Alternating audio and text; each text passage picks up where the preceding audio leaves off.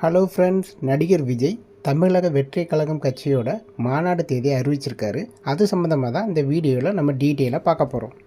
நடிகர் விஜய் தன்னுடைய அரசியல் பயணத்தை கொஞ்சம் கொஞ்சமாக தொடங்கிட்டு வர்றாரு. தன்னோட கடைசி படமான ஜனநாயகன் படம் ஜனவரி மாதம் பொங்கல் அன்னைக்கு ரிலீஸ் ஆக போகுது. இந்த படத்துக்கு அப்புறம் முழுமையாக அரசியலில் ஈடுபட போகிறாரு. சோசியல் மீடியாவில் நடிகர் விஜய் மற்றும் அவரது மனைவி சங்கீதா அவர்களை பற்றி பல விதமான வதந்திகள் பரவிட்டு வருது. இந்த வதந்திகள்லாம் உண்மை இல்லைன்னு சொல்லிட்டு சில பத்திரிகையாளரும் சோசியல் மீடியாவில் சொல்லிட்டு வராங்க. ஆனால் வழக்கம் போல் விஜய் அவர்கள் தன்னோட ஸ்டைலில் எந்த வதந்திக்கும் விளக்கம் கொடுக்காமல் அவர் இருந்துகிட்ருக்காரு.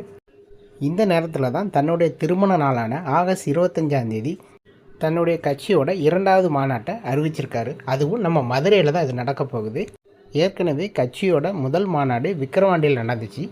இதில் 10 லட்சம் பேர் மாநாட்டில் கலந்துக்கிட்டாங்கன்னு சொல்கிறாங்க. இதே போல் தன்னுடைய கட்சியோட 2வது மாநாடு மதுரையில் நடக்க போகுது. ஏற்கனவே விஜய் அவர்களுக்கு மதுரையில் தான் அதிக ரசிகர்கள் இருக்கிறாங்க.